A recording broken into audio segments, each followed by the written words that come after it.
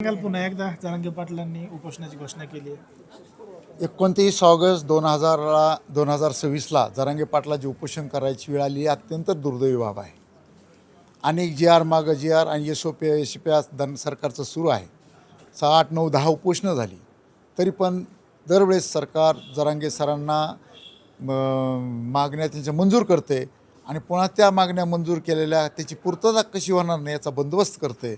त्यामुळं जरांगे पाटील सर्व समाज त्रस्त झालेला आहे आणि याचा कायमचा सोक्षमोक्ष करावा, याचा कायमचा बंदोबस्त करावा म्हणून जरांगे पाटलांनी निर्णायक शेवटचं मराठ्यांच्या हितासाठी 29 ऑगस्ट 2026ला आंतरवाली सराटी उपोषण घोषित केलेलं आहे. पण त्यांच्या माहिती सूत्रानुसार कदाचित ते मुंबईलाही होऊ शकतं असा एक अंदाज आहे. पण मात्र मुंबईमध्ये अगोदरच ओबीसीच्या नेत्यांनी सुद्धा ती जागा बुक केली असं सांगितलं जातं. जरांगे पाटला कुठली जागा बुक केली? आझाद मैदान. आझाद मैदान काळ पेपरला बातमी आज गंगाधर काळकोटे यांनी जागा बुक केली म्हणून आजच पेपरला बातमी. ज्या सभा झाल्या त्या सभेच्या दरम्यान मनोज जरांगे पाटील यांनी स्टेजवरनं जर का मुंबईला जायची गरज पडली तर आम्ही मुंबईला जाऊ वगैरे घोषणा केलेल्या होत्या.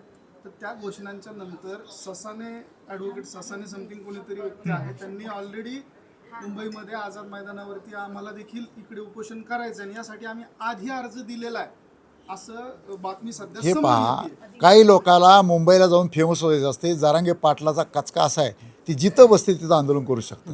ती वड्या नाल्यात पुलावर, कारण मराठा खडा तो सरकार से बडा हे सगळ्यांनी मान्य केलेलं आहे. पण आंतरवाली सराटी जे जगाच्या नकाशात कोणाला माहीत नव्हतं ते नाव आज सगळ्या जगाला माहीत झालं. सगळा मराठा कोटीने तिथे येतोय. पण मुंबईला वगैरे जायची तशी गरज नाही. पण वेळ पडली तर मुंबईला पुन्हा एखादी जागा आम्ही निर्माण करू आणि तिथं आंदोलन करू. हा काय प्रश्न आहे? तीच काय तिथंच आंदोलन असं थोडंच काय प्रश्न असतो. म्हणून असं जरांगे शेवटी सगळा निर्णय जरांगे पाटील घेणार आहेत. आम्ही त्यांचे कार्यकर्ते आहोत. पण मात्र मागच्या वेळेस सुद्धा मुंबईमध्ये आपण जिंकलो रे अशी घोषणा सुद्धा जरांगे पाटलांनी केली होती. मग काही जण म्हणतात पुन्हा उपोषण करण्याची वेळ का आली? नाही, मग आता सुरुवातीला सांगितलं ना, सरकार देतंय, एका हातात देतं आणि एका हातानं काढून घेतंय.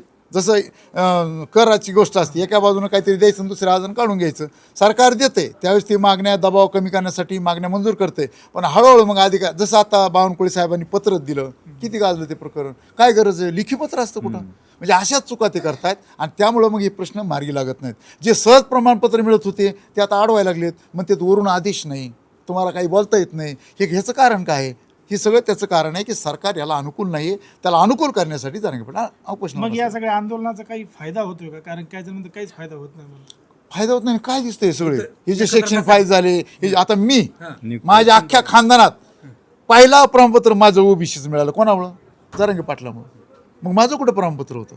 म्हणजे ज्या आमच्याकडे पुरावे होते पण आम्हाला माहीत नव्हते. जरांगे आम्ही सगळ्या मराठा संघटना सगळ्यांनी तिथं सगळ्यांनी अनेक वर्ष मागणी केली होती आरक्षण द्या, ते पुरावे द्या. जरांगे पाटील म्हणले पुरावे आमचं तुमच्याजवळ, तुम्ही शोधा ना. उपोषणात बसले. न्यायमूर्ती शिंदे समिती स्थापन झाली. करोडो कागदपत्र चालले आणि 58 लाख नोंदी तुम्हीच सांगता ना सापडणे. सरकार सांगतं, आम्ही तेवढं सांगतो. हे कोणाच इथे नाही, जरांगे पाटला इथे नाही. आज ओबीसी प्रमाणे सगळ्या शैक्षणिक सवलती जरांगे पाटला मराठ्याला मिळतात. हे काय काय एवढ्या नोकऱ्या लागल्या. काल खेड नावाच्या गावामध्ये पश्चिम मराठी दौरे सुरुवात केली आणि धाराशिव खेड गाव आहे. 6 मुलं मुली अधिकारी झाले. त्यांनी जाहीरपणे सांगितले जरांगे पाटला आंदोलन झालं नसतं, आमचं प्रमाणपत्र नसतं, आमचं प्रमाणपत्र नसतं, आम्ही अधिकारी होऊ शकत नव्हतो. हे परवाच उदाहरण सांगतो मला. रोज जरांगे पाटलाची जरा चेक करा फेसबुक वगैरे, रोज सत्कार होत आहेत. याला हे मिळालं, त्याला ते मिळालं, ह्या पोझिशन त्या पोझिशन गेला, रोज तिथं लोक येतात. एकच प्रतीक आहे. हे सगळं आंदोलनाचं यश आहे. मग हे जे गॅजेटियर लागू केलं होतं त्याचा काय फायदा होतोय का? घ्यायची लागू आताच गोळे कसं कुठे गेले इथं? ते घ्यायचा फायदा होत नाही. कोण म्हणलं तुम्हाला? फक्त सरकार अडवणूक करते. ते अडवणूक होऊ नये, अधिकाऱ्याला त्यांनी जे दबाव आणला जातोय ते दबाव दूर करण्यासाठी हे आंदोलन आहे. मग आता या उपोषणाच्या माध्यमातून, आंदोलनाच्या माध्यमातून या सगळ्या मागण्या पूर्ण होतील असं वाटतं का? तुम्हाला काय वाटतं? तुम्हाला काय सांगा ना. आजपर्यंत जरांगे पाटील उपोषण बसल्यावर काहीतरी पदर पडल्याची माघारी घेतलं का? तुम्ही सांगा. तुम्ही पत्रकार म्हणून तुम्ही रोज जाता.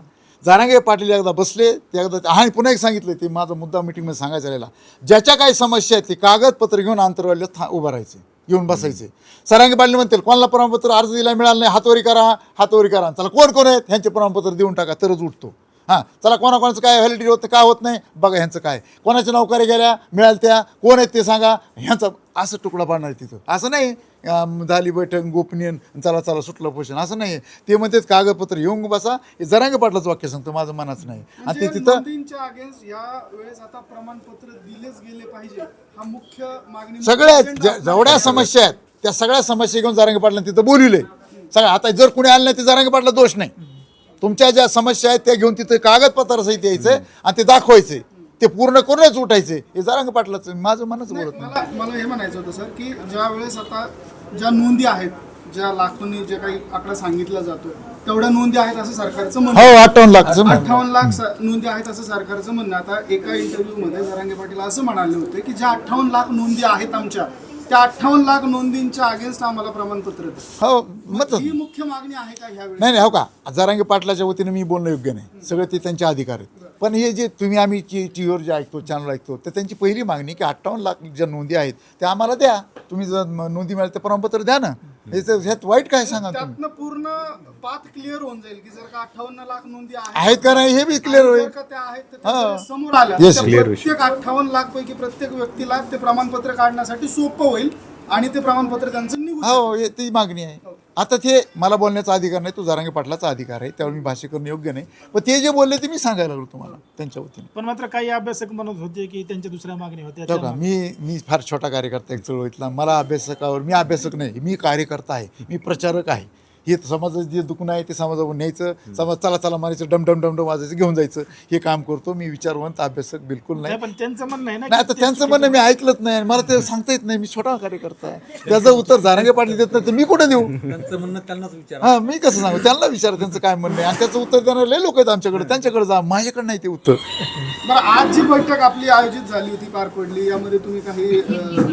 सूचना देखील केल्या मंडळींना तर काय काय आणखी पद्धतीनं सूचना असणार आहेत आणि आगामी जो 29 तारखेचं जे आंदोलन आहे ते आंदोलन यापूर्वी जी एक भव्य अशी सभा झाली होती आंतरवालीला त्याच पद्धतीची ही बैठक सभा किंवा जे काही हो का आता जरांगे पाटलांनी काय सांगितलंय तुम्ही या जिथं जागा मिळेल तिथं बसा जरांगे पाटील दिसलेच पाहिजे त्यांच्या जवळ गेलं पाहिजे काही संबंध नाही कुठं बी आंतरवालीच्या परिसरात 10-5 किलोमीटर कुठंही बसा तिथं आंतरवाली यायची गरज प्रेक्षकांना किंवा इतर मंडळींना ही उत्सुकता आहे की ही तशीच बैठक असणार आहे का जी नाही ते समान आहे ना तिथं तुम्हाला जिथं जागा मिळतं बसायचे आपल्या भाकरी खायच्या आणि तिथं झोपायचं पुन्हा उठून बसायचं लाखोंच्या संख्येने जर का समाज त्या ठिकाणी एकत्र येतो तर खूप बेसिक गोष्टी आहेत की ज्याची पूर्तता करणं कदाचित मराठ्यांना कुठल्याही मदतीची गरज नाही मुंबईला त्यांनी पाणी बंद केलं अन्न बंद केलं एवढं अन्न आलं की आम्ही मुंबईच्या लोकांना जीव घालायची ताकद निर्माण केली एवढं अन्न आलं म्हणून असे काही आणि हो का आम्ही उन्हात तानात कष्ट केलेले माणसं आहेत उपाशी राहिलेले माणसं आहेत किती समाज त्या ठिकाणी अहो जरांगे पाटलाच्या ताफ्यात किती लोक मी सांगू शकत नाही त्या